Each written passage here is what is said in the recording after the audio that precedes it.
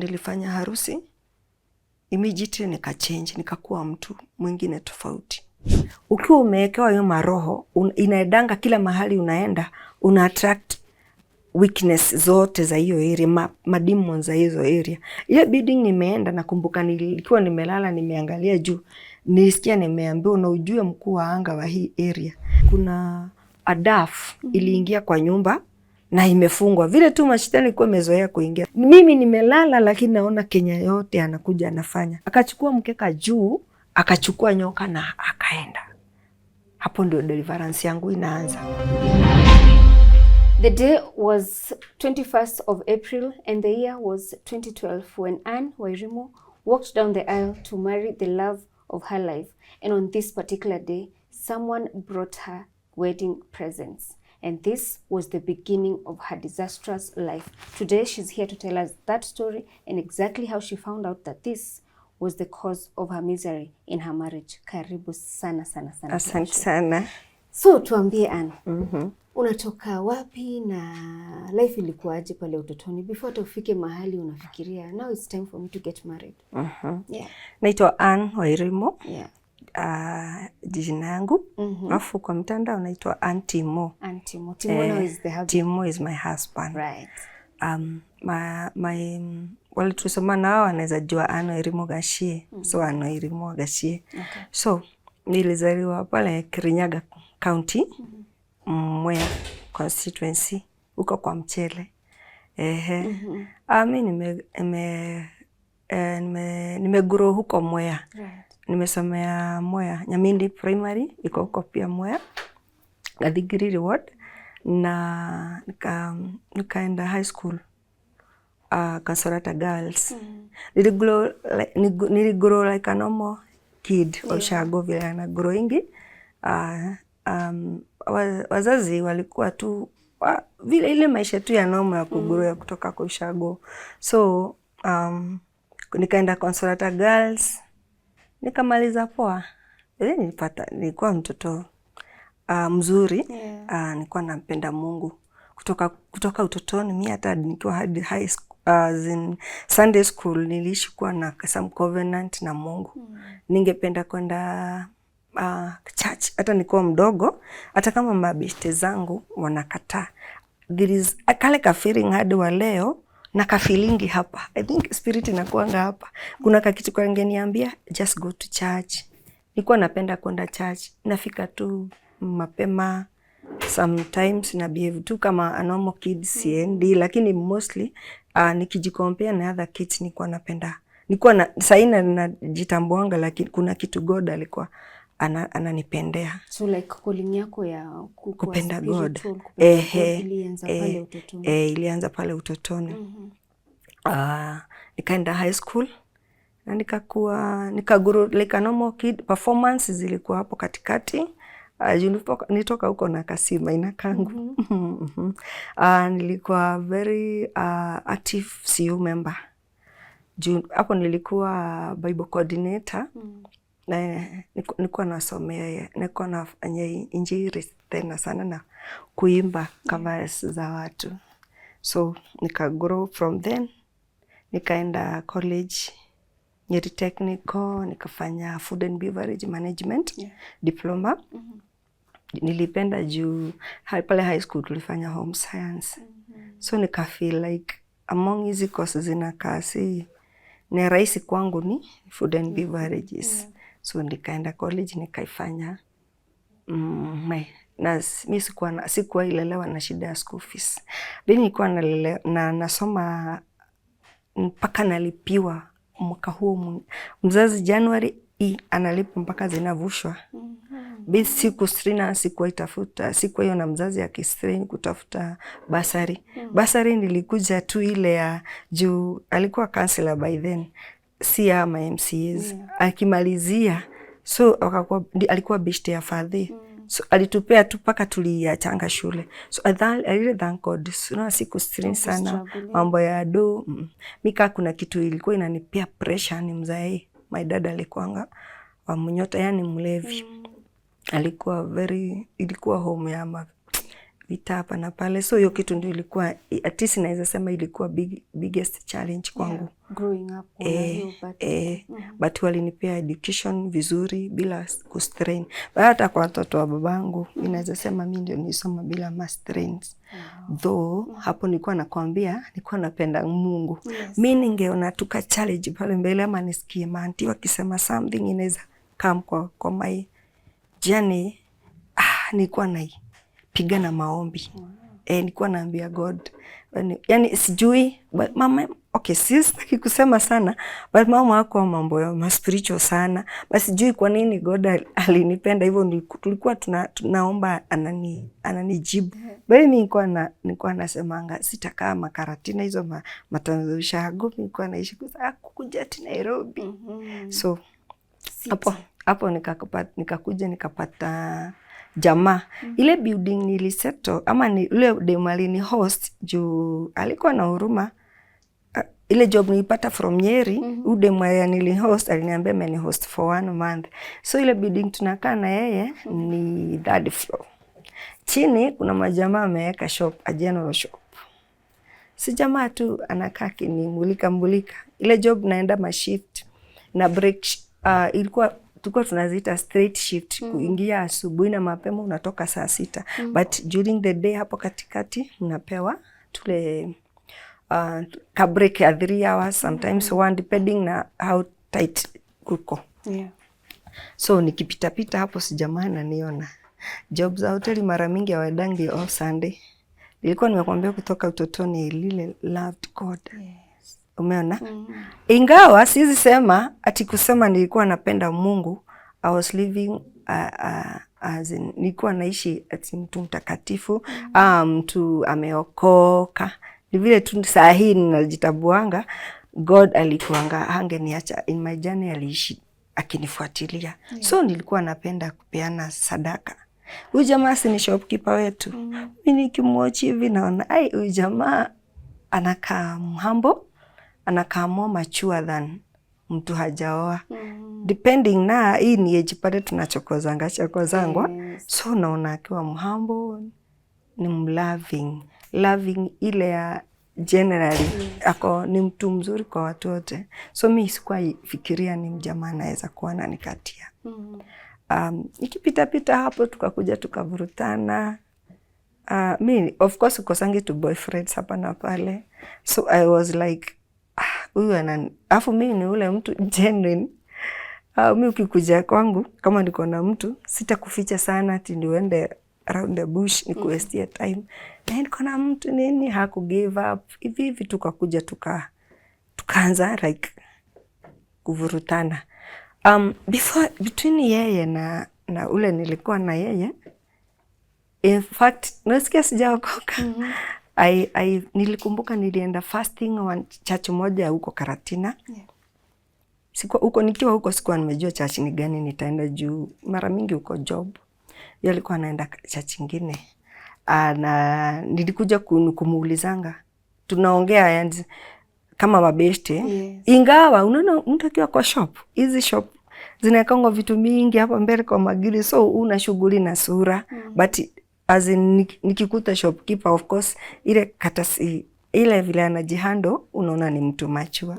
So yeye alikuwa ananifuata hadi kwa ile hoteli nilikuwa nafanya. Saa nyingine hata nakula na msafu na anaenda na sijajua na serve nani. So later kadem kengine kalifanya connection ndio kalikuja kaniambia yule timu anakujanga kwa ule anauzianga. So nikahafu kumjua mpaka sura vizuri juu yeye alikuwa bado anaburutwa na mimi. Na angependa sana ni mserve like a waiter.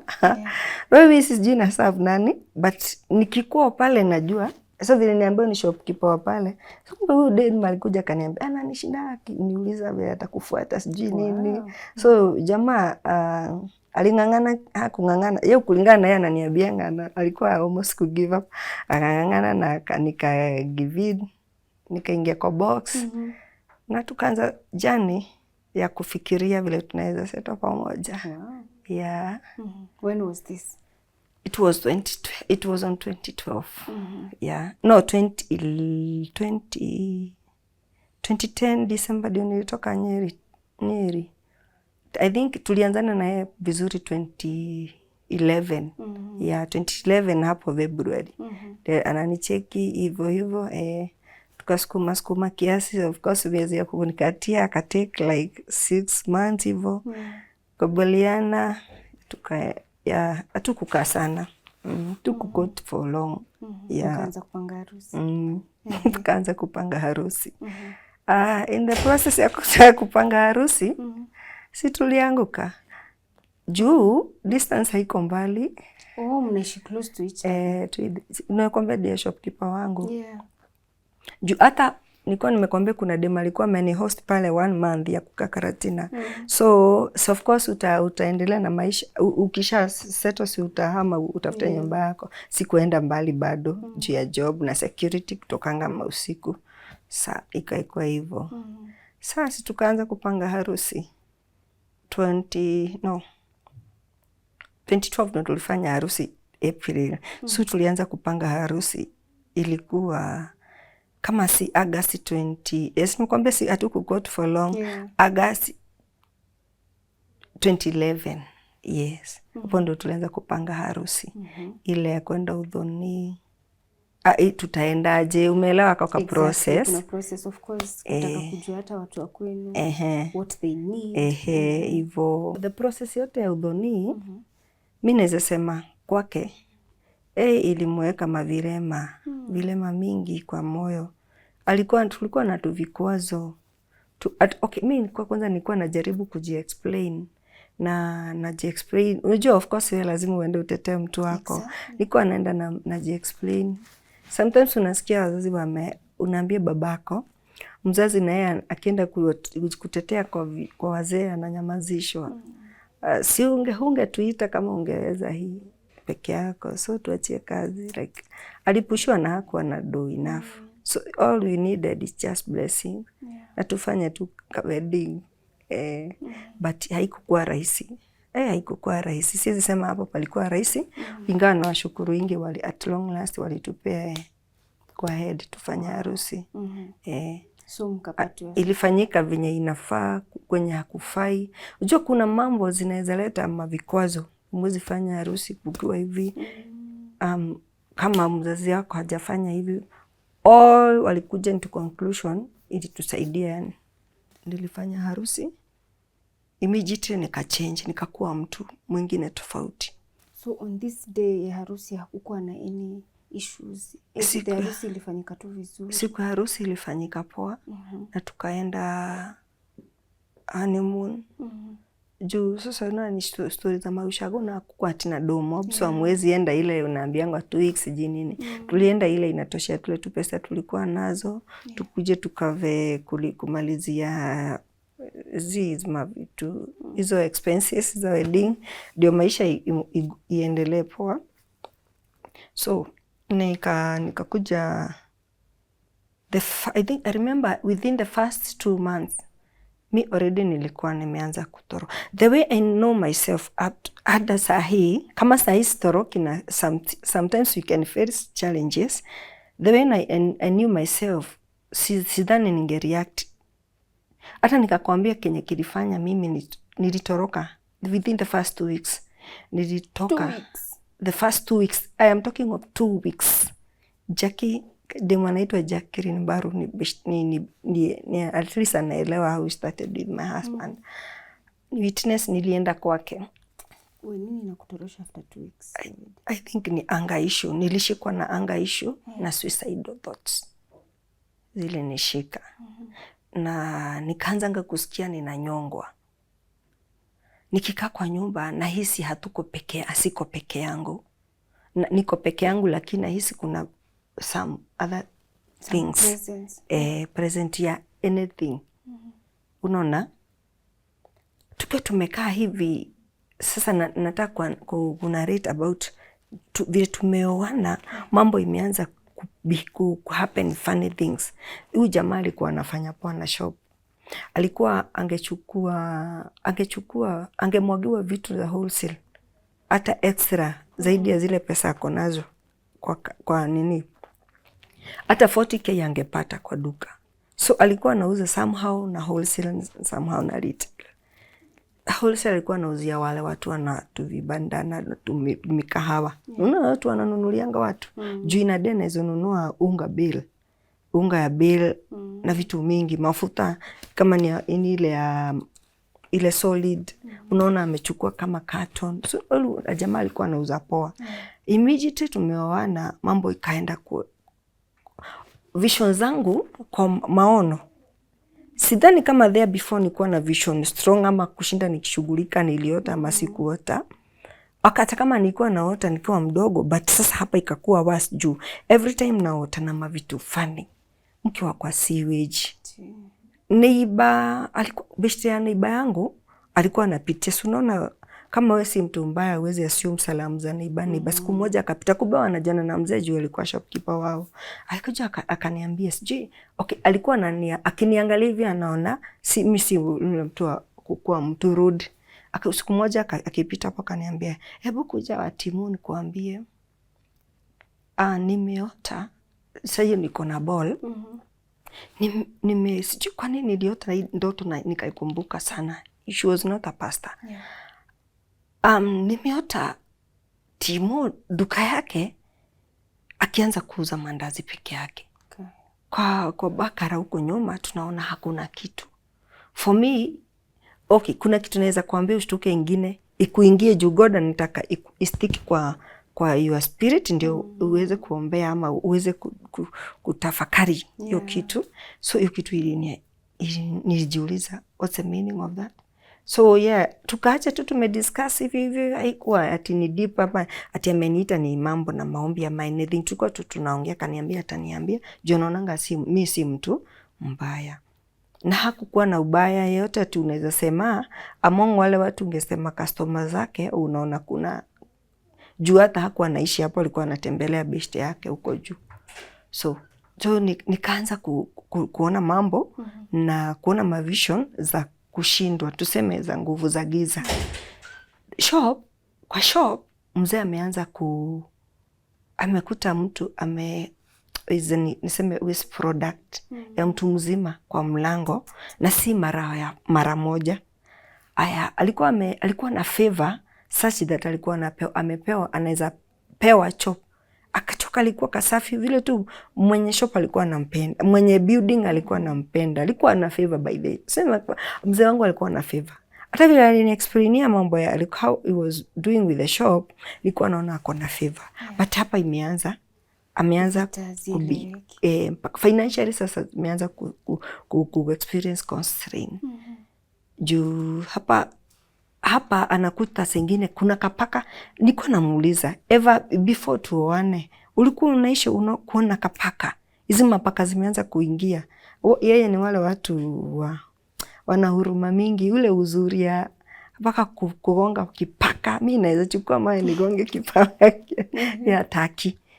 Ati anachukua anything in the shop ana feed utoto. Anaweza how can you feed a cat yet ujui imetoka wapi? Na vile matown kuna mambo mingi.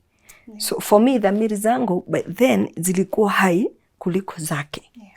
Hapa kwa kupuliwa kwa shop na kwa choo yenye alikuwa hapo, kwa vile unaweza kuta before ingie kwa choo hapo kuna tiles, alikuwa anakuta ameharibiwa na ni mtu anajua ni nini anafanya. So alikuwa anatafuta mtu wa kumuoshea. Hiyo kitu inarikaa mara mingi. So for us, I think kuna wakati Mungu anawekanga mbali wale watu wanaweza kukusaidia. Na wenye wanakuja hata wakikuambia unakanga like a blind person. Uelewi, unaelewa lakini unasikia kama unaota. Sasa kule kazini nishaanza face rejection. Nishaanza experience mambo yani feel like you're not comfortable with the job. Sasa imekuja mpaka mtoto amekuja. Kazi ikuja ikaisha yangu na yake ikaanza kwenda chini. Na tuko na hapa nyumba ya kuishi na tuko na nyumba ya duka. Na hana sales. Sasa hata favor ya shop imeisha. Hai. Kulia kukaanza kuwa kwingi. Unalilishwa na nini? Something kitu kidogo. Si nikwambia nilikuwa nimepotelea kwa Jackie one day, the next day nikarudi. I think sijui. Hata huwezi explain nini ilikuwa inakuwa feel hivyo. Siwezi sema, mimi sisemangi. Unajua kuna kitu unaweza sema mzee alikuchapa slap ama anakukwambia I don't love you. Wewe unaona tu au feel kukaa. Na saa zile kazi nilikuwa nimeachanga. Sasa hiyo siwezi sema my prayer life ilikuwa serious. Sasa hapo niko like newly wedded. Na hata tujamaliza miezi. Basi tulioana tukukaa tukapata mtoto. Hatukukaa sana. Miezi kadhaa tu mambo imeisha to the next end hata tunaweza omba pesa. Tukafikiria tuhame. I think mimi saina semanga everything ina happen kwa wema. Jumi tukaanza pia yeye before aseto na duka na Nairobi Karatina alikuwa na hasu Nairobi akapata akasponsiwa na uncle yake akaeka shop huko. So alifikiria anajua Nairobi, akuje Nairobi unaweza fanya anything na kidogo. As long as we are hard working can do, na wewe utafuta job maisha isonge. Juu Karatina ikatukataa alafu mabeshte wakatutoroka. Tukaanza kuwa watu rejected. Yani tukakuwa watu rejected, yani sijui.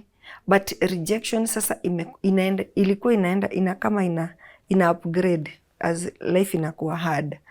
Tukakuja Nairobi, tukaseto, tukashuka, tukaikaa Haisaika. Sika iko pale Kagundo Road.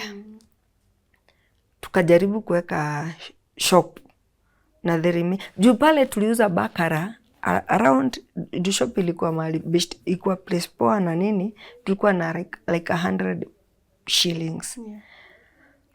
From there shillings ama 100 shop 100k. Lakini 100k from kutransport kila kitu sina nene ikipungua. Tukakuja tukafikiria tutaweka shop na tukajengesha. Nothing, hakuna kitu iliendelea poa. The amazing thing, every building sasa nimeanza hapa, hatukuwa ienda nyumba iko sawa. Tuko tunahama tunakuta mambo weird. Ile building tulienda Saika. Juu mimi nikuja nikatafuta job. Juu niko na karatasi za hotels poa kama kina Green Hills. Kukuja tao si wako na sister hotel. Pale Paris nikapata job. Nature job za hoteli mingi huwa kuraukia mapema. So nikienda job, katoto bado ni kadogo, kako like 7 months, 6, I think kama 5 months, hapo 6 months. So ninakaacha babake si anataka kwenda, alikuwa paka atunge afford msichana, though of course tunatafuta job, hatujaingiza hiyo mind like we can't afford msichana. Simply juu nimepata job, msichana alikuja, lakini tukakuja, msichana kukuja the next day anaenda. So mnaanza hakuna anything inakuwa sweet. Remember I've started sahi naweza elewa, I can look ama nisikize mtu, nisikie that person is bitter, but then I was thinking like I'm a normal person, but I was bitter person. Timu alikuanga na favor kwa shop. Timu alikuwa na favor wewe. Ninakumbuka in 2 days angehesabu 40k kwa general shop. Si kawaida. And hiyo ni favor, si ndio? Na hapa amekuwa hata kiberiti. Hata ya 5 bob haezi uza Kayole. Juu amevuka kujaribu kumwaga vitu kwa nini hauzi. Everything kwetu tukata tukahama Saika tukakuja Mweki. Guess what, Mweki naona tumeanza, unajua hii ni world yenye mtu mwingine unless umweleze asikie na yeye asikie kukusaidia juu ashaipitia ama ashaisikia mtu ama mtu mwenye spiritual yako as in so hii mambo nilikuwa napitia. Saa ingine ningelala nione mwanamke amekuja amegonga curtain, hakuna mtu mwingine anamuona na ameanza ni kama kutuspy ama kutumonitor. Alafu usisahau everywhere tungeenda lazima kuna paka inakatalia kwa mlango. Kila mahali mnahama. Tunasumbuana na paka. hata unaona hii place deserve kuwa nafuatwa na mapaka. Sioni neighbor amelea paka. Bado mnafuatwa na paka. Na kuna nyoka ya roho, ndani ya roho inakusumbua. So, tukaendelea hivyo. Tukiwa Mwiki, sister in law moja, nikamuelezea. Hii kitu ilikuwa serious. Sister in law hata si mara moja nimemwambia mimi ninaenda. But ile time aliona ni serious sana. Alisema ngojea na kuja asubuhi. So nikamwambia asubuhi tutapatana kwa bag. Mimi naongeonga ukweli, nilikuwa nimepaka bag, suitcase yangu na manguo, mimi nitoke niende. Basi sikuwa najua nini inanisumbua. Katoto haka kadogo kalikuwa naishi kugonjekanga. Na ni magonjwa yenye unaona mkienda hosi si critical sana, but unaona mtoto kama anaishi kugonjeka ile, unaweza itiwa kwa job ako na temperatures za juu, tumbo rashes, vitu hana health mzuri. Na kalikuwa katoto kakubwa, kameanza kupoteza weight, kukua nini. Sasa ndio akaona hii mambo tunamwambianga si mambo nomo. Namwambia, unajua kama usiku nilikuwa nasikia namwambia ilikuwa hissing sound ya nyoka. But tukitafuta kwa nyumba hatuioni. Hii paka every time tunaenda tunakuta, ukifungua asubuhi ama usiku ukienda nje unakuta hapa kwa side ni kama ulinzi mmepewa na paka. Na hii paka hata mjaribu kumwagilia maji ama mwichape aje, inaenda utaipata tu hapa. Sasa akaniambia naweza kukusaidia. Mimi sikuwa nimefanyia harusi chache za kiroho. So ile mambo tunapitia, mimi niliishi kuchukia ile chache, naweza ambiwa as in prophecy.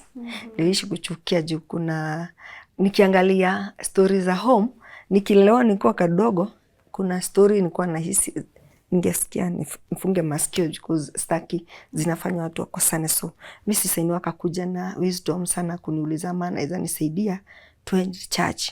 Akanieleza kuna mtumishi anajua. Mtumishi anajua anaweza nisaidia. Anaona hapa bro yake marriage yake wamefanya harusi, hii aibu yote nini, and then Kenya anaona see something that is normal. So akanisaidia nikakubali, lakini sasa hadi kwa afford fare from Mwiki to Roysambu. Alinielezea church iko wapi to Roysambu. Nilikuwa sasa juu ile depression na ile kwa sasa ninaona hata mimi nimeanza kuona hii mambo si kawaida. First day kwenda church ndio nitamani sasa nianze kupata tamaa ya kufanyika deliverance. God alinifanyia muujiza mtoto kuheal. I remember the first day kushikwa na hiyo, okay, me say it's the Holy Spirit, because angekuwa roho mbaya angeniponya mtoto. I remember ulikuwa na finalize maombi ya may the grace. Mimi nilishikwa na kitu nikakalishwa chini nikajikuta clap the hands nikiambia God, asante Yesu, asante Yesu. My first day I remember.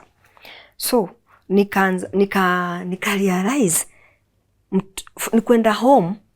I think ile kitu receive ilikuwa mtoto kuheal from shida ya tumbo, kuhara hivyo magonjwa, na kaheal instantly. Uko sijulikani, uko church ni thousands of people, nilikuwa nimekaa hata juu. Kanisa imejaa watu wengi, but mimi niliceive muujiza wangu, nilikuwa nimekaa juu, and then kale karoka kutaka kutoroka kaliniisha juu.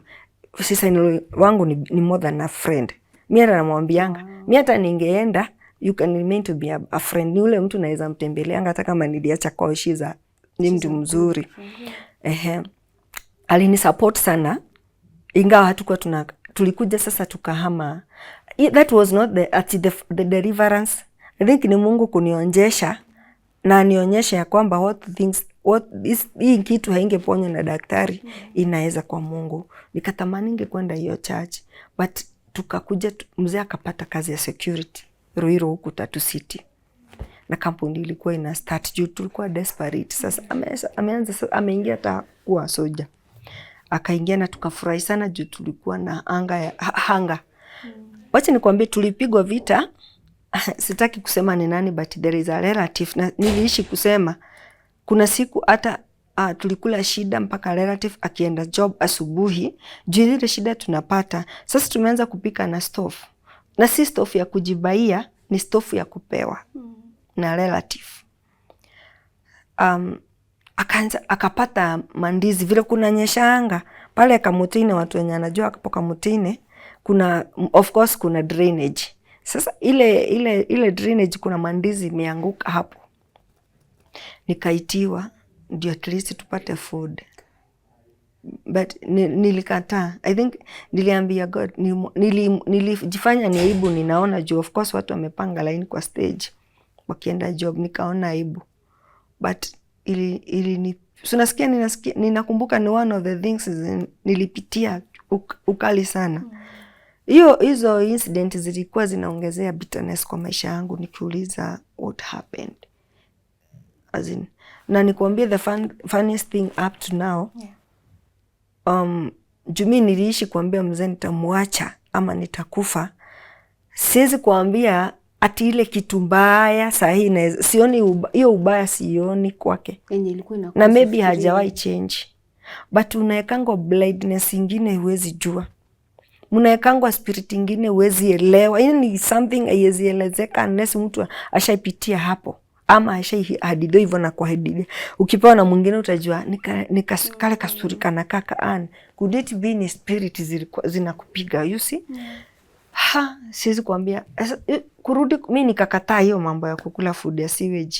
Na tulikula shida sana. Kukulisha mtoto ilikuwa ni mzazi anatumia msaada. Nashukuringi wazazi wangu sana walisimama na sisi. Sister-in-laws walikuwa na tukujia na food, aunties wenye wako watu wenye walikuwa around, said sana za mzee wenye walikuwa around. Walikuwa na come kutu visit. Sasa tunasaidiwa like kwangu kunatembewa kama kwa orphans. Na kwanza sana sister-in-law alikuwa amesoma roho yangu. So before hata tuoane. But alikuwa anaona yeye ndio the first person kuniambia what you are going through nyinyi si kitu ya kawaida. Ulistruggle hivi kwa miaka ngapi before upate help na break free from hizi vitu? Nilistruggle juu nilikuwa najaribu hiyo area kwenda church, naona ni ya kiroho na sisaidiki. Lakini nikipata fare, kuna one sign God alinionyesha kwa pastor mwenye nilikuwa naenda kwake. Sipoa juu tulienda, I think nienda miezi kama not more than 2. Mara mingi nilikuwa nakaa kwa nyumba. So yenye nimefuata eti ni kanisa ya roho naweza enda nikasaidike. Mungu akaniletea sign za pastor ana wale watu wanapenda wasichana ama any new face kwa church. Alikuwa na karo kwa msherati. So mimi kuna mambo siwezi give in kwake, so nika detect. Kuna mtu nilikuwa nimetaja a statement, wacha niseme hapa. Ukiwa umewekewa hiyo maroho, inaedanga kila mahali unaenda, una attract weakness zote za hiyo area, mademons za hizo area. Ile building nimeenda, nakumbuka nilikuwa nimelala nimeangalia juu, nilisikia nimeambiwa na ujue mkuu wa anga wa hii area. Mimi nikienda mahali by then na detecting na kuanga na akaleka na discernment ka juu naweza jua how safe the place is. Mambo ya spiritual. So nikaambiwa ati hiyo mkuu wa anga anafanana hivi. So ni ule paka. Nikamuona kwa sijui kwa nini naelezea, sijui kama wataelewa hawa wenye wanasikiza. Niliona ni paka. So in spiritual realm na ilikuwa naona kila kitu iko clear na see all na mwili si nyoka na everything. Amechangaza zile vitu zote zinanisubuanga. Hapo afu hiyo paka nilikuwa nakwambia juu ya roof ilikuwa inakanyanga mpaka mahali umelala hivi mnaona imetulilia hapo. Ukiambia mzee enda uone hiyo paka inakuanga inakaaje. Sometimes mtazipata physical. Hapo nakwambia hakuna siku tulikaa bila paka anakuja kukaa kwa mlango. Hakuna mpaka sasa nilifanyika deliverance. Sikwenda kuangalia, anasema isipokuwa ile amekuta kwa mlango na akishtua itaenda tu like a normal paka, lakini mkirudi inarudi. So what can you do to that paka? Hakuna. Ni mwishi tu kuomba na kurebuke. Sasa huko hiyo in that thing niliachana na hiyo kanisa na nikarudi kule. Hapa ndio niko nataka kuambia Mungu anipe kanisa nitaseto juu umaskini imekuwa mingi mpaka si afford kwenda Roysambu. Na hapo roho yani ile kadhamika nakwambia hiyo church ni poa. Na since ufuatilii Sundays na weekdays zinaweza enda maombi huko, sikusaidika kwa haraka. Nilisikia kuna mtu nilikuwa napea historia ama naona ananiuliza why did it take too long? Yeah. How long did it take before you got delivered? From 2012 to around 2018. Nikiwa na bole haka katoto kadogo sasa tuende hapo. Nilihisi hiyo kitu sana. I remember hata niliomba appointment. Hapo nikiomba nilikuwa muombaji. Kwa hiyo jana nakwambia sikuwa nimekwambia nilikuwa muombaji sana. Muombaji wenye ilifanya mpaka ule jamaa akasema ule Mungu unaobanga, so alikuwa anaishi kusikia nikiomba. Nikiwa hapo nikasikia sauti imeniambia ni seto huku Jesus Wina naendanga, na akaniambia kwa jina. Hata hakuniambia bishop ama pastor. Nisikia nimeambia kwa Mwai. So nikajua God nataka niende niseto hapo nifanyike deliverance. But nikampea condition. Na hapa nikakwambia kwa hiyo jana ndio nilikuwa nasikia callings. Ndio sasa mimi naweza tofautisha sauti ya Mungu na ya shetani. Kuna sauti ya Mungu ilikuwa inaniongelesha inaniambia Wairimu niko na haja na maisha yako. So God akiniambia hivyo alikuwa na try kuniambia kuna haja ya maisha yangu juu hapa ameona suicidal spirit imeniingia. So nikatamani sana kwenda church. So, sasa ikakuwa nafuatilia huduma na kwenda maombi even ya weekdays. Wakisema ni fasting naingia yenye ninaweza. Nikiwa sasa niingia hapo ndio deliverance ikastart juu imekuwa process. Nikaomba nikasikia kabisa sitatoboa, afu niko na mimba hata sijui haiko imemaliza hata mwezi. Ilikuwa na weeks kama imeenda sana 3 weeks. Nikataka appointment. Mwenye nilipewa pastor anaitwa Pastor Raphael. So ulikuwa sasa uko kwenye fasting process ya fasting nilikuwa nauliza God kitu na ananijibu kwa sauti. Ujue mimi nilikuwa naona ni kama because mtu akiokoka na aende kanisa za kiroho utasikia nifungua Mungu masikio ya kiroho nini utasikia kila kitu kama huko kin. So it's best kusema ufungue macho ya kiroho ya kibingu si kama pepo. Naona. So mimi nikasikia sauti imeniambia niseto huko na nikaenda church. Nikakwambia nikuwa on the process ya kuseto huko sasa nimeanza kufuatilia. Nikasikia sauti. Nikapewa pastor anaitwa Pastor Raphael. Tukamuelezea juu hata mzee tukienda hiyo appointment alikuwa ananiuliza nakupiganga na kunyima kenye yote na afford. Mpaka hiyo maswali inanifanya ni feel ni upuzi gani? But mimi namwambia tusipoenda mimi naona ukinilose. Na si makosa unajua kuna watu wanaedanga tijuni makosa afu ni kwa mtu wa hasira. So tukaenda tu akajiforce tukaenda after church tukaongea na mtumishi na nikamwambia mimi nasikia kwenda Karimangagwa. Tukaomba sana na yeye sana. Na aliomba maombi ilinipea hope. Watumishi hao baadaye niliishi sasa kwenda nikiobanga na wao, lakini that day nasemanga ndio nilianza ku experience deliverance. Mungu aliingililia. Nikiomba hiyo time nimeruka nikisema nini ilifanya niombe appointment juu katika hiyo time ya hali ya fasting prayers and fasting ningeenda hata dry and then that man is very supporting. Na sijui hasira za shetani naongea hivyo juu kuna watu wengi sana ukimuuliza mlidivorce aje na mtu ilifika aje mpaka bibi yako akakufa juu ya magonjwa ieleweke ionekane ipatikane daktari. Those people wengi wao waelewengi si mambo ya kawaida wa go deep na maombi kutoa hapa hadi dhabihu. Juu inaweza kuwa adui mwenye alifanya hivyo alitoa dhabihu ama kitu alikushikisha. Yaani kutaka unajua Mungu kama vile Mungu anasemanga unamtafuta kwa bidii. Hivyo tu ndio unatafuta solution yako kwa bidii. So mimi niliweka bidii. Nakumbuka nilikuwa naenda hadi church na slippers. Mimi nimeenda hiyo church na slippers sana. Na chondo. Yaani kibagi kingine kilikuwa kinaka chondo na naenda mahali kwingi miguu. Pastor akaombea kwa madhabahu na kalilia akaombea Mungu sana atukumbuke. Nilikuwa nimeenda kwake juu nilikuwa nimesikia sauti imeniambia after maombi ya prayers and fasting vitu za harusi, but sikuwa nimeelezewa uko undani. So hiyo sauti ilikaa kwa mind, nikasema nitaenda niambie pastor. Sitamwambia vile niliambiwa, but nitamwambia kutoka. Nikafunguka macho. Hiyo prayers and fasting ni ya muhimu sana.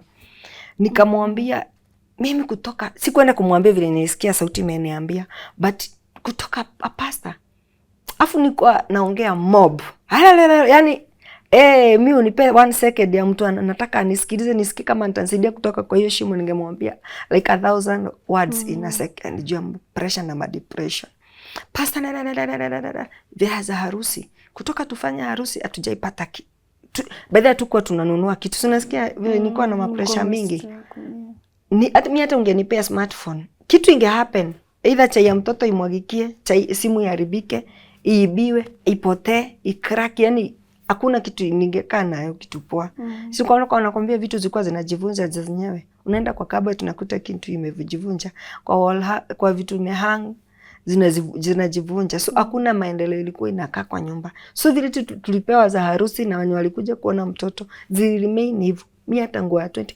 Wacha nikwambie the distance nilikuwa naenda kupeleka mpaka mtoto clinic singe afford 20 bob. Na naona sitaenda na njaa juu sijakula. Mimi mpaka kukula nasikia at least ningefuel tumbo, ninge afford. So isinge afford. Mtoto wangu afasta kumaliza. So nilikuwa nakwambia vitu za harusi. Nikasikia na tukaomba sana na pastor. That night nikaenda na nikarudi kulala na nikalala vizuri na niko na bone, nikakwambia niko na bone ya 3 months.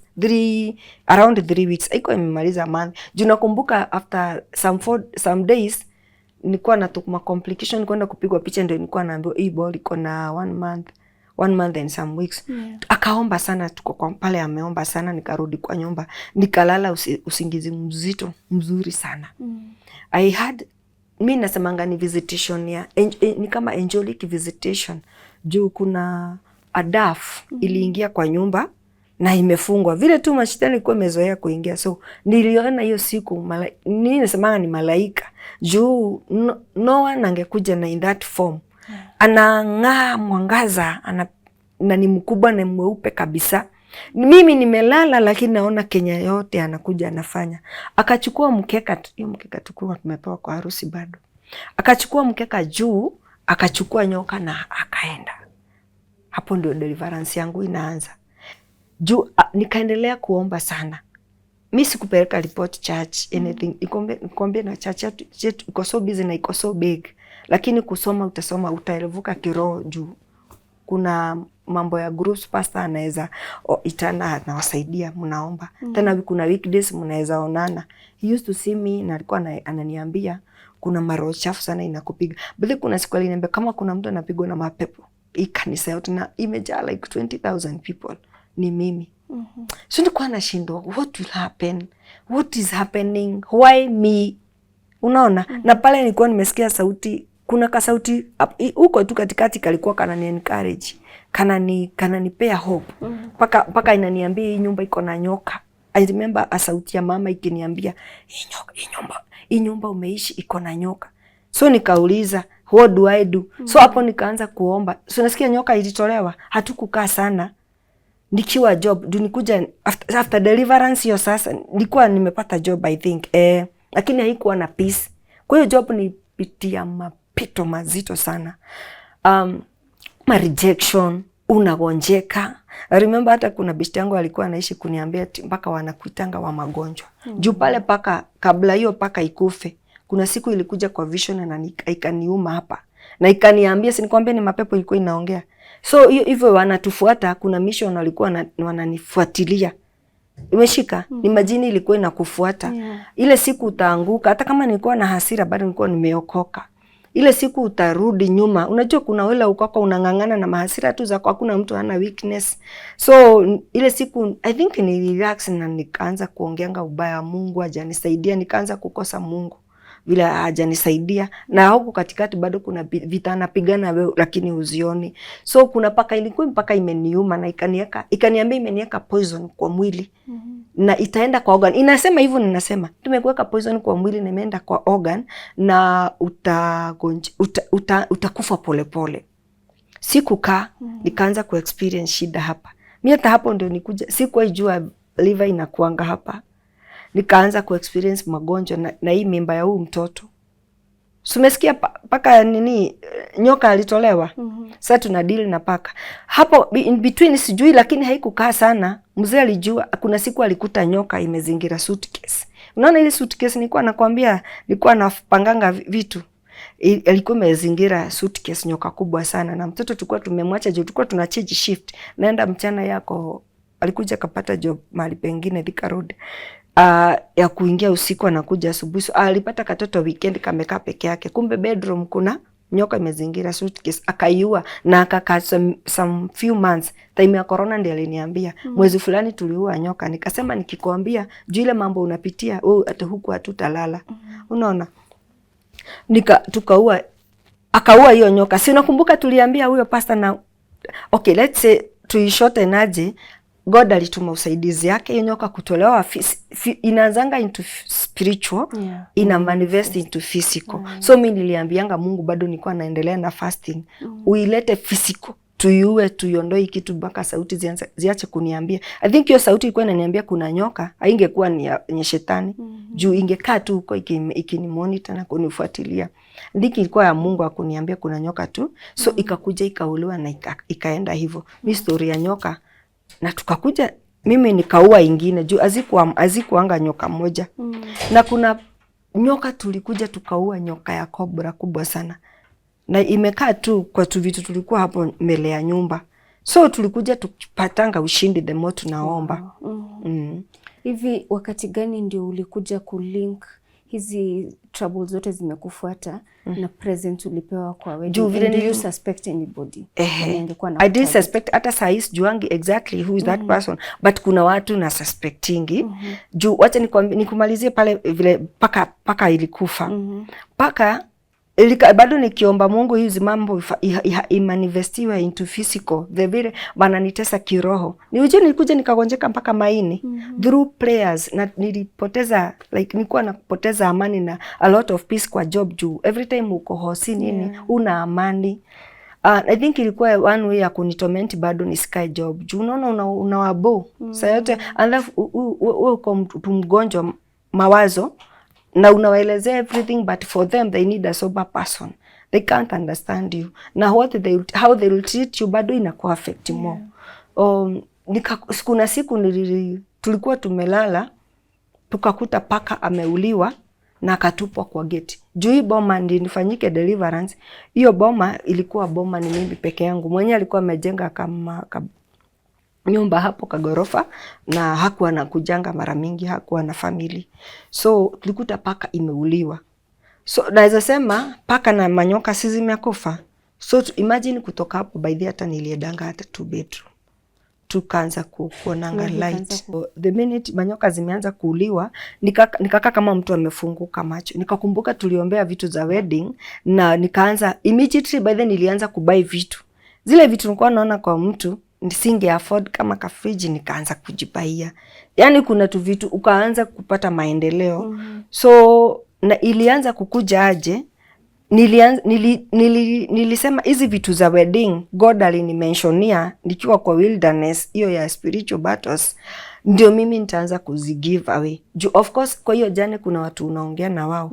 Hata unasikia mtu hata kama ni chacha naambiwa kitu pasa hii kifani ipeleka kwa unasikia, hata kama ni kusikia testimony za watu wengine, unasikia ukisema kitu ya harusi kama ulipewa ama nini umepewa ilikuwa imetarget wewe ikuhapenie, ukipea mtu mwingine yezi kudhuru. Uzuri wangu mimi ni kwambia ninapenda kuwa mtu frank. Sipendi kukati mtu akona yani si yuko open.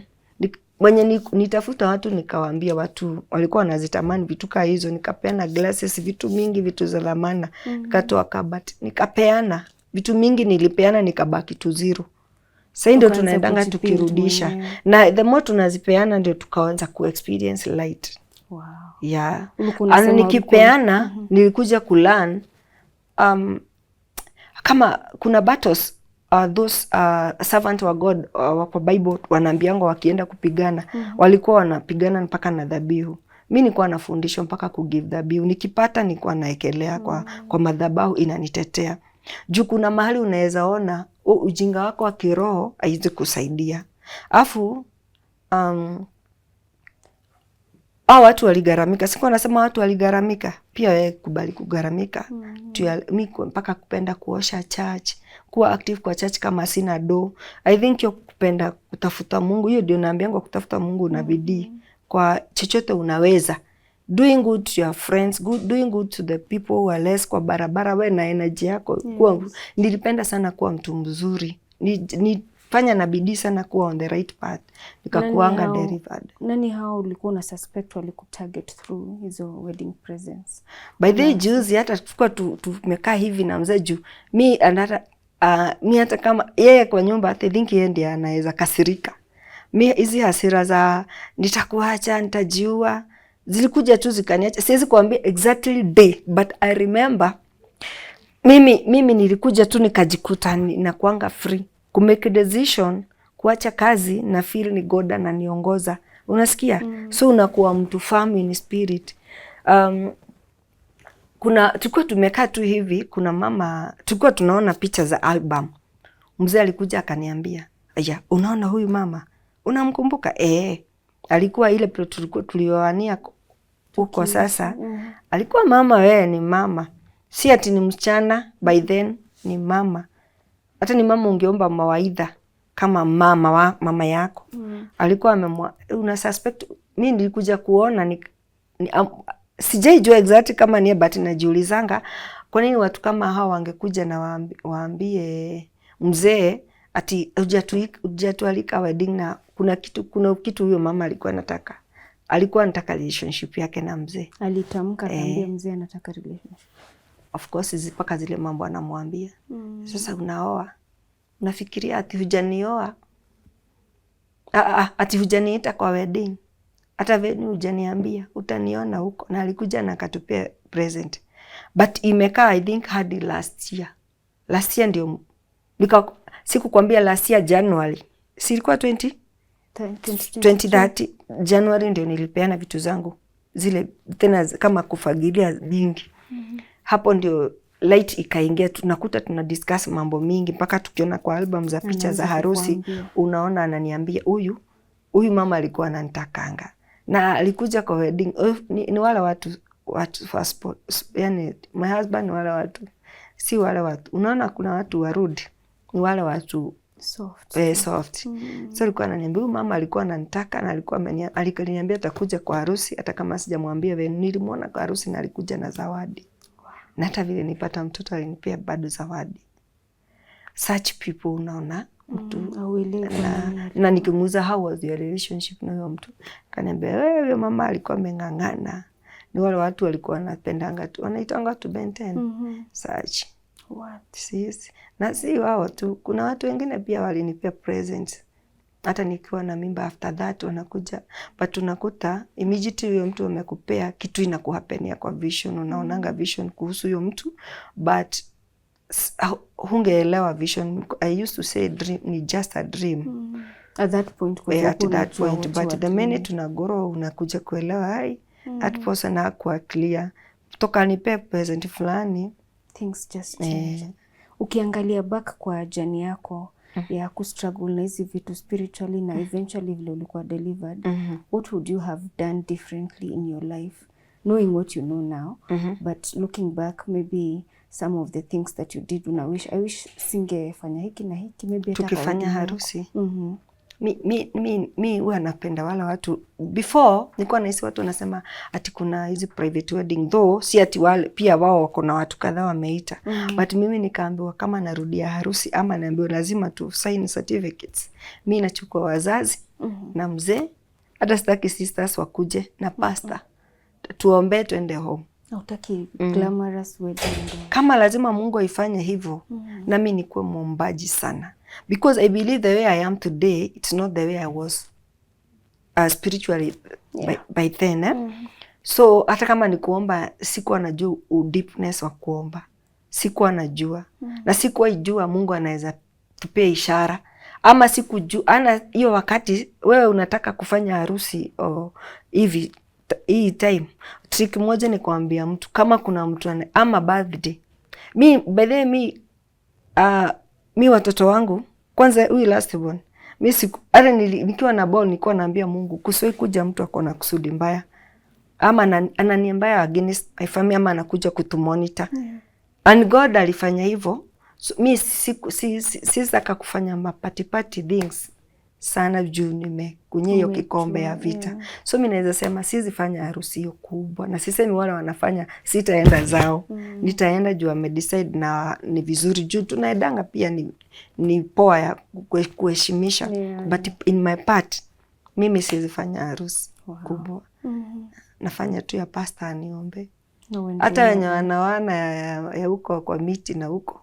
Sometimes wanakuanga safer than us, watu wa maharusi. Ni nini ungependa kuteach watu ambao wanaangalia story yako saizi? Ni lessons gani umedraw from experience yako? One thing, kutoka nimekuwa nikishare hii story na nimegundua watu ni vile wafungukangi. Alafu acha nikwambie, kuambia mtu ulikuwa unanyonyesha mtoto, unaona si mtoto unanyonyesha, unanyonyesha a snake, ama unatoa blood bag inawekwa. Yani hii mambo inapitia ni aibu sana. Watu wengi wapendi kufunguka. Wengi wanaangukia mikononi mwa wachungaji wabaya. Juu unaona, ni vile sipendi vita za wachungaji, but ukitafuta unaangukia wachungaji wabaya. One thing, God akikuweka kwa wilderness kama vile aliweka Hagai, God na wewe na shida. God na wewe na shida. Saa ingine kuwa attentive, usiende kutafuta mapepo zaidi kuliko vile uko nayo sahi. Fanya Mungu mkubwa kuliko mtu yeyote. Ona Mungu anajua huyu Mungu wa Hagai na Ishmael anaweza kuja kukusaidia, ako na wewe. And then huwezi pigwa hizi mavita zote kama Mungu hana haja na wewe. Wewe ni mtu wa dhamana, jijue hivyo. Ajue kwanza yeye ni mtu wa dhamana, na ajue unaona vile jeshi inachukuliwa inapelekwa kama wenye wako Haiti. They don't enjoy, ama wako kwa forest. Hawa enjoy. Wameacha wengine kwa starehe. Jua wewe ni one of the army. Wenye wanaekwa wanafundishwa vita na Mungu na kuelewa. Juu kama sasa inaweza elewa mtu akiniambia what is going through, ama nimsaidie na nikumwambia how anaweza overcome. Hii vita haikujangi kukumaliza. Hii vita inakuja kukujenga. Sasa ningekufa sahi, ungekuwa unaambiwa na nani you can overcome. Unaona? Majority ya watu wenye wananipigia wako na hiyo spirit ya suicidal. Kuna watu mpaka wamama walika mama yangu wananiambia from the time tulirenew wedding tulikuwa tunapendana, mambo yetu inaenda poa. Hata wazee by the mimi napigiwa na watu umri yote, na sana hata watu wamekomaa kuniliko wanapitia a lot. Sometimes mimi nitakaanga tu hivi kwa nyumba na nalia nikiimagine the kind of unapigia mtu anakwambia unajua wewe juu umeovercome huwezi elewa, but naelewa. Mimi naambianga God wakumbuke. Wacha nikwambie, don't lose hope. Haijalishi unakaa kwa wilderness for how long, but kuna time ya God. And then you cooperate na Mungu. Kuwa mtu wa kusoma neno. Mimi nakuanga na reference. Sahi kutoka nifanyike deliverance napenda neno. Mimi ningeshika Bible nilale. Sisikii kusoma neno na kusikiza mama hubiri vizuri. But kuwa mtu wa kusoma neno imenisaidia sana. Nimeweza kujua mimi ni wa dhamana. Ati naweza kula poison. Si nilikulishwa hizo mapoison na nikaekwa mapoison nikakuja zikaisha. Wakakula pesa yangu kwa hosi, wakanitorment, nikaona mwisho wangu, but God haoni mwisho. God alikuwa hata na speak through my spiritual father Pastor Moi. Ananiambia you have as in God, haya si magonjwa ya kukuua. Anaona ushindi, unaona? So kuna ushindi after it doesn't matter unapigwa na mapepo kiaje. Akuwe keen na kuchagua pia wale madhabahu inaweza kumsaidia. Juu madhabahu iko chafu. Utaangukia. Ujue shetani anakanga kama vile unaweza sema unanuka kitu fulani unafuatwa na. So ukinuka hiyo mapepo utaangukia, unaweza angukia wachungaji wako na watakuwekelea mapepo mingi na ukue mtu wa kuchanganyikiwa, yani mpaka uchukie. Wengi wameniambia wamejaribu hivi na hivi na hivi, mchungaji hii church hii hawawezi settle, wakuwe pia bado na patient. Juu mimi nashukuru Mungu. Unasikia jana yangu haijakuwa kidogo na depression.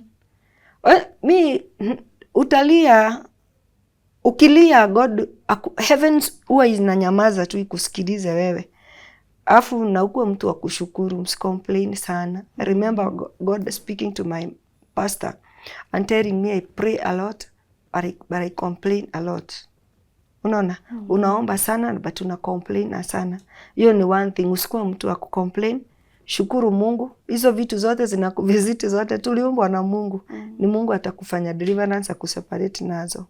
Naweza encourage wakuwa watu wa kufast na kuomba na kupenda kusikia bingu. I think hiyo sinikwambia kutoka nikuwa mdogo, nilikuwa natamani Mungu. Kuna ile nilikuwa nahisi ni kama Mungu anaishingi hapa. So hiyo kutamani kusikia Mungu na kusikia heaven. Ikikunenea wewe mwenyewe na kukuguide. Uombange sana discernment yako ikuwe more than 100%. Discernment pia ilinisaidia sana. Ningejua mtumishi mkora na si mkora. Nilikuwa naona huyu hapana. Usikuwe yani mtu ati uko desperate uende anywhere. By the hata ni vile tu uwezi ambia mtu kwa jangwani ajitreat. Mtu ameweza kujiombea na hiyo maroho iwezi kumkaribia na apende utakatifu. Juu once umeanziwa vita za deliverance, za majini, wacha nikwambie hata uende wapi. Dawa yake ni utakatifu. Juu nilikuwa hata sinakwambia unaenda church unaomba unarudi home unakuta mapepo bado inakungojea. Dawa ni utakatifu. Ukiwa na utakatifu shetani anakutoroka. Ukiwa unajua silaha ya maombi, kujua maombi ni silaha, utakatifu, kusoma neno na kujua shetani, hiyo majini yote saa hii mimi siuogopangi. Yani why? Sinisoma neno likaniambia, hata naweza sinikakwambia manyoka na mapoison zote walinieka hazikunidhuru mimi. Zilikuja zikadisappear as they disappeared. So you have power. Saizi unafanya nini na life yako? Given learn a lot of lessons through your experiences, what do you do when you have free time? What do you do? Actually nilikujanga nikaacha job. God ndiye alinicommand niache job. Nikidhani anakuja kunifanya nikuwe more and nipate time ya kumsiki zaidi. As I'm nikifanya 1 to 3 right now nafanyanga hustles. Ndiko nimekwambia nimesomea food and beverages. Most of the time naitangwa watu wakiwa na nimekuwa nikipata job ya watu wakiwa na event kidogo nafanya hizo hustles za catering. And then nafanyanga hizo catering nikiimba tu. So you sing also? Yes, you sing. Juu pale kwa wilderness nilikuwa nasikia sauti kitu inazarika ndani yangu. Inazaa nyimbo. Za first zilikuwa zinaimba vile kulingana na zile mateso nilikuwa napitia. Paka God akafika mahali akanicommand sasa nimtukuze. Kuna nyimbo zilizarika pale kwa nini? Kwa ile kwa wilderness ya spiritual battles. Mtu anaweza pata wapi hizi songs? Hizo songs niko na YouTube channel najiita Ann Timo. Ann wa Timo. So ni Ann Timo. Hivyo ndivyo watu wanaweza kusupport. Wanaweza kunisupport na unisupport tu. Najua mko wengi. Of course. At least family ni watu generous. Niko na nyimbo mingi mpaka kuna song I don't know whether naweza guza moja inakuanga testimony. Sijaitoa video. God akini bless ama ukisikia kunisupport na video. Song inasemanga I don't know kama niimbe na Kikuyu. Hiyo song ilikuja kama testimony. Hiyo song I think hata sikujua vile niliandika. Nilikuta tu it's like inspiration ya Holy Spirit na nikisema Baradanaroa newa hotaneire irema ciothe ukiharaganiria ihenya-ini ukihena hinya mwerũ ngikiumĩra ndĩ mũhotani. That song hiyo kwanza hiyo testimony inasemanga what I went through. So unaona nilikuja nikapata yani all the mountains everything alikuja akanifanya nikuwa mshindi. So hiyo song sijatoa video. Bado ninajikakamua nipate pesa nikaweza kuitoa video. Kuna song mingi huko zingine nilikuwa nalilia Mungu namwambia sitaweza kulea familia. ananisukuma niombe familia yako yetu, bado kuna issues walikuwa wanaweza kuwa wanapitia. Of course wewe ndio unaekelewa mizigo na uko na zako. Mtu anaweza kapata hizo song pale YouTube na soon ninaweka hizo zingine. Yeah. Tutaweka link hapo kwa pinned comment for anyone who wants to listen to these songs you have heard. She has a brilliant, fabulous, lovely voice. Na pia kwa mtu ambaye angependa ku reach out to you in terms of catering, anataka kusupport hustle yako, passion yako, atakupata kwa namba gani? Niko kwa Facebook napatikana Anatimo. Okay. Anatimo, na TikTok niko huko pia, na huko tunakuanga so much available. Na naweza wapea namba ya simu. Exactly. Namba yangu ya simu, mtazamaji wangu, namba ya simu ukitaka maybe inaweza kupea ushauri mambo ya unapitia, naweza ku encourage so much.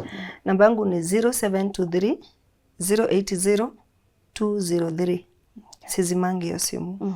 Unless upate simu ina moto. Okay. Na in case ukapata ukakosa kunipata, maybe niko na shughuli, because every morning nakuanga na tuhaso hivi, unaweza ni text ndio nikaweza kujua unataka nini. Ndio nikaweza mtu yote ananipigia juu ya such issues, naweza kumreach in any way nimsaidie. Juu siwezi taka na kuanga na moyo. Mimi hata vile nime so far nimefika hapo na mateso. Sasa kaisa kusikia mtu anakufa moyo. Nikijua mimi sikuenda kuisha. Nipata ushindi. Fadhali hata kama ni word. Naweza kosa 50 bob ya kupea unga, but a word nakupea. Great. Thank you so much, Anne, kwa kukuja all the way na kuchukua nafasi hii kukuja encourage watu using experience yako na kudropia lessons from that experience. It did not make you become defeated. It taught you lessons that you want to inspire others also to learn a thing or two. So tunashukuru sana na tunakutakia kila laheri. Ugrow hiyo channel, Tuko family, you know how we do. We rush to her channel, we support her, like, share, subscribe. Let's see her content even blow up and people from all over the world waone hii message na wamsupport na waguzwe nayo na wakuwe blessed. Because hata word God na share huko kwa channels zangu. Okay. Yeah. Awesome. God alafu kuna is it Mark 5? Me do like that person. Alikuwa anakaa Dekapoli. Huyu jamaa after Yesu kuvuka alimsaidia. Mimi sasa naendanga nikihubiri wema wa Mungu juu. It's only God. Ndani yangu kumeja kama si maombi si maombi. Nothing else. Kama si Mungu ni nani mwingine? Yeah, I am sharing word there. Kwa TikTok utanipata nikishare word of God there. Unisupport na mtabarikiwa. Awesome. I'm sure mmebarikiwa sana na hiyo story ya Anne. Na please reach out to us if you have a story you want to share through the number we have put on the pinned comment. We have her number there. We have her social media platforms. We also have our WhatsApp and email numbers. Please reach out to us if you have a story you want to share. If you have a message for us, we would very much appreciate you communicating with us. And thank you so much for staying with us till the end of the show. See you next time. My name is Yvonne Kawira.